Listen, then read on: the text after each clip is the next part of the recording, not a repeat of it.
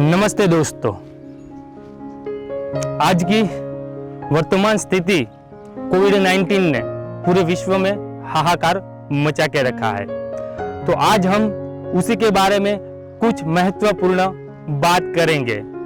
और आपको पता है कि इस महामारी ने पूरे विश्व की क्या हालत करके रखी है। लोग इस गहरी सोच में पड़ गए हैं कि इस महामारी से कैसे उलझेंगे, कैसे इससे बचेंगे। तो इसी टॉपिक के ऊपर आज हम बात करने वाले हैं। मैं नीलेश बाय प्रोफेशन फार्मासिस्ट, मेरा सालों से आयुर्वेद के ऊपर रुचि रहा है और पूरा विश्व भी आज भारत की ये 5000 साल पूरी परंपरा को स्वीकार रहा है। और हैंडशेक की जगह पे आज नमस्कार लोग करना सीख गए हैं और पूरे विश्व ये मान रहा है कि भारतीय संस्कृति ही ऐसी है जिसकी वजह से हम इस महामारी से उलझ पाएंगे। तो मैं आज आपको ऐसी एक शख्सियत से मिलवाना चाहता हूँ जो इन सारी बातों पे बहुत ही गहराई से हमें आज बताएंगे। जैसे कि वो एक प्रखर वास्तुशास्त्री है। आयुर्वेद में उनका नॉलेज की बात करें तो वो ज्ञान का भंडार है।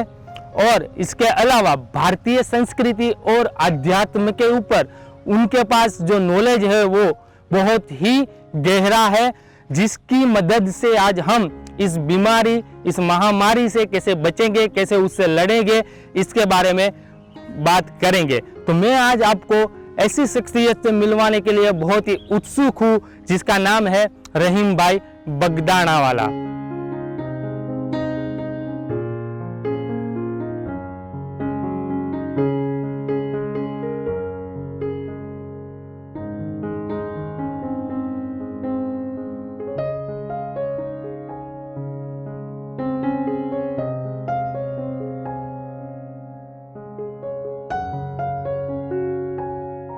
नमस्ते रहीम भाई।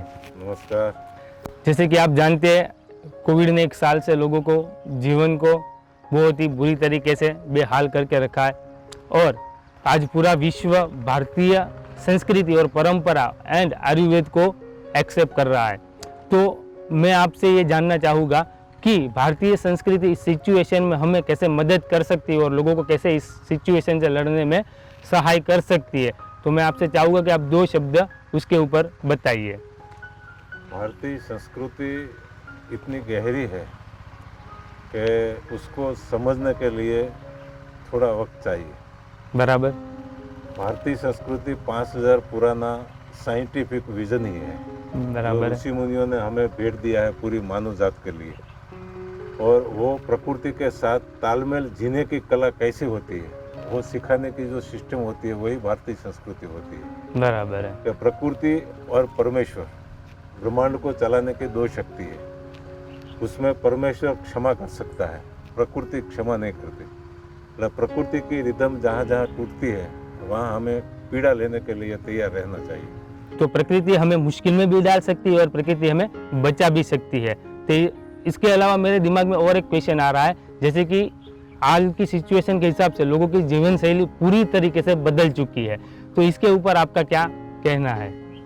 पहले तो हम प्रकृति और शरीर विज्ञान दोनों साथ में समझना होगा। संस्कृति क्या है, प्रकृति क्या है और परमेश्वर क्या है। बराबर है। तो यूनिवर्सल एनर्जी इंजीनियरिंग જેને આપણે कही वो प्रकृति का पूरा भाग है और इनर इंजीनियरिंग वो हमारे हेल्थ का विषय है। और दोनों के तालमेल के साथ जीने की कला जिसको आती है उसे आयुर्वेद कहते हैं। बराबर है। जिसको ये कला आ गई वो हर मौसम में, हर सिस्टम में टिक सकते हैं। जैसे आपने बताया वैसे तो हम आयुर्वेद को अपनाएंगे तो ऐसी बीमारियों के सामने हमें लड़ना आसान हो जाएगा। तो मेरा सवाल ये है, तो आयुर्वेद कोई दवाई है या जीवन शैली है? आयुर्वेद दवाई है ही नहीं। आयुर्वेद तो बीमार पड़ने के पहले किस तरह तंदुरुस्ती के साथ जीना सिखाती है वही कला है। बराबर है। तो ये लोगों को कैसे उपयोगी हो सकती है? पहले तो हमेशा ने प्रकृति का पूरा विज्ञान समझना चाहिए। हिंदुस्तान एक ही ऐसा देश है जहाँ 3 ऋतुओं का संगम साल में होता है। दुनिया में ऐसा कोई देश नहीं है कि जहाँ 3 ऋतु साल में बदलती है। और 3 ऋतुओं के एनर्जी के साथ तालमेल कैसे बनाया जाए वही ऋषि मुनियों का पुराना विज्ञान है। बराबर है। और इस विज्ञान की पूरी जानकारी 5000 साल पहले ऋषि मुनि दे गए। हमें कुछ नया नहीं कहना है, लेकिन उसने जो बताया वो भी हम पूरा समझ नहीं पा रहे। ये मौसम बदलने के समय में 15 दिन को मौसम संक्रांति समय कहते हैं उसे। बराबर। 15 दिन ऋतु संगम होते हैं तो एनर्जी ट्रांसफर होती है, नेगेटिव पॉजिटिव। तो वायरल इंस्पेक्शन होता है, तो वायरल इंस्पेक्शन से बचने के लिए 5000 साल पुराना नुस्खा इतना सरल है कि लोगों को समझने में नजरिया चाहिए, बराबर। तो वो समझ सकते हैं कि पहले शरीर है तो शरीर बीमार पड़ता है तो दवाई खाते हैं, मानसिक बीमारी होती है तो एनर्जी ट्रांसपोर्ट होती है, चैतसिक बीमारी भी होती है। वो सब बीमारी ऋतु के साथ तालमेल नहीं होने से होती है। बराबर है। तो सुबह होती है, शाम होती है।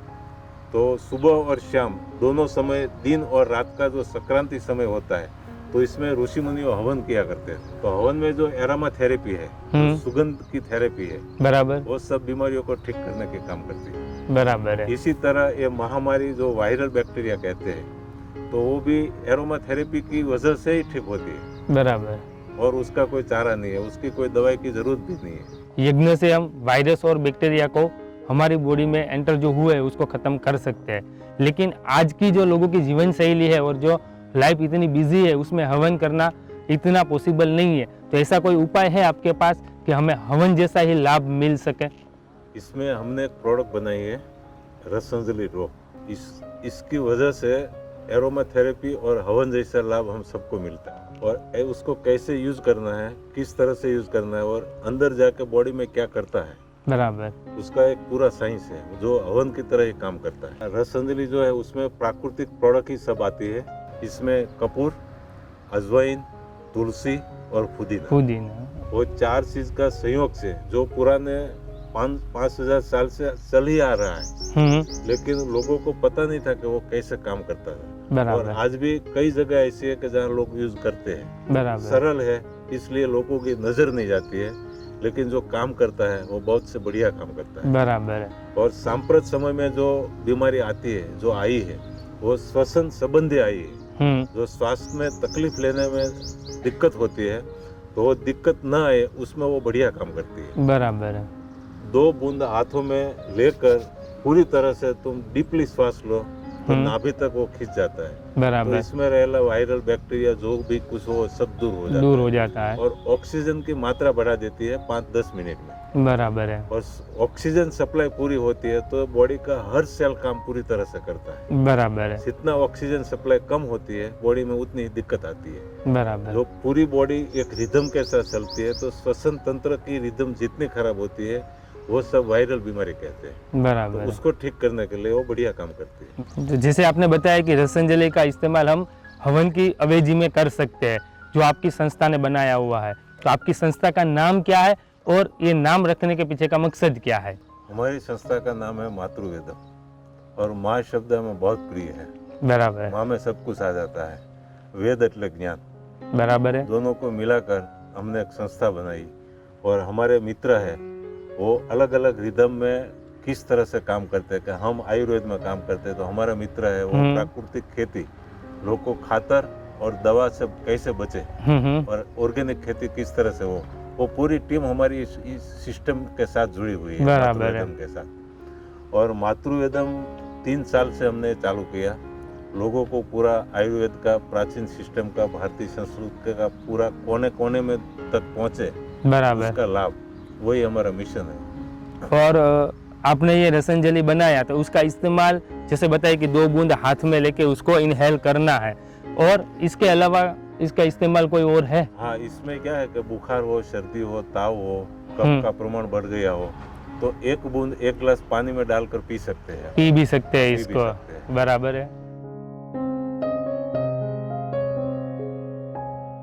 तो ये महामारी में मतलब कि आपका कहना है कि लोगों को ये ड्रॉप का सेवन करने से उसको रक्षण मिल सकता है, प्रोटेक्शन मिल सकता है, और लोग अपनी लाइफस्टाइल को अच्छी तरीके से जी सकते हैं। ऑक्सीजन रिदम पूरी तरह से काम करते हैं, वो इस बीमारी से लड़ सकते हैं। बराबर है। और इसमें सपोर्टिंग सिस्टम में बूस्टर की तरह ये रसंजलि काम करती है। बराबर है। मतलब कि हमारी बॉडी की ऑक्सीजन की रिक्वायरमेंट पूरी करता है और हमारी इम्यूनिटी को बढ़ाता है। हमारी बराबर। इम्यूनिटी हमारी ताकत से नहीं, हम ऑक्सीजन किस तरह खींच सकते हैं बॉडी में, वो हमारी इम्यूनिटी पावर बराबर है। है। ऑक्सीजन सप्लाई कम होती है तो इम्यूनिटी भी कम होती है। बराबर, मतलब कि ऑक्सीजन जितना ज़्यादा हम लगे उतनी हमारी इम्यूनिटी स्ट्रॉन्ग रहेगी, रहती है। और जितना कम लगे उतनी वीक होगी और हमें बीमारियाँ उसको ये आएगी। बढ़ाने का काम करती है। बराबर। और मैंने सुना है कि आप लोगों को जनरली सारवार करते हो तो अपने किचन में से ही उनको सॉल्यूशन देते हो। हमारी हर दवा हर मौसम में किचन में ही मौजूद है। बराबर। जब मौसम बदलती है तो ऋषि मुनियों ने पूरा साइंस किचन में डाल दिया है हम्म। कि कौन सी मौसम में क्या खाना चाहिए, क्या नहीं खाना चाहिए। बराबर। और प्रकृति भी जो मौसम में फल पकाती है वही फल उस मौसम में खाना चाहिए। पकी हुई कैरी चौमासे में बारिश में नहीं खा सकते, बराबर वो है। बीमारी लाएगी। बराबर। इसी तरह हर मौसम में, हर सिस्टम में, हर जानकारी किचन में है। बराबर। और हमारे पूर्वजों ने उसी सिस्टम पे 100 साल 125 साल तक जिए हैं। बराबर है। और सुखी होने के लिए और तंदुरुस्ती रखने के लिए कोई लंबी सी सिस्टम भी नहीं है। बराबर वही है। नेचुरल भूख लगे तब खाना, हम्म। खाना पक जाए तब तक और कुछ नहीं खाना, बराबर और है। पूरी तरह से पेट साफ हो जाए, उसी को तंदुरुस्ती कहती है। ओके। और आज की सबसे बड़ी समस्या यही है कि लोगों का पेट बराबर साफ नहीं होता है और खाने का कोई शेड्यूल नहीं है। जब टाइम मिले तब खाते हैं, नहीं मिला तो नहीं खाते हैं। बराबर। तो इसकी वजह से ये सारी बीमारियां आती है। उसमें एक बात और भी कह दो बराबर।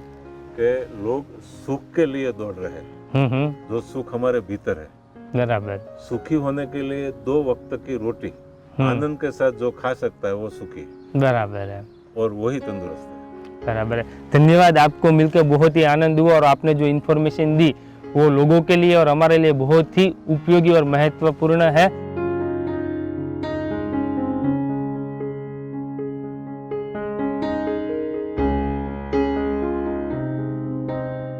बहुत से लोगों ने इस प्रोडक्ट का इस्तेमाल किया है। अगर आप भी इस प्रोडक्ट को मंगवाना चाहते हो तो मातृवेदम की वेबसाइट www.matruvedam.in से ऑनलाइन ऑर्डर कर सकते हो और बहुत से रिटेल स्टोर पे भी ये अवेलेबल है। धन्यवाद।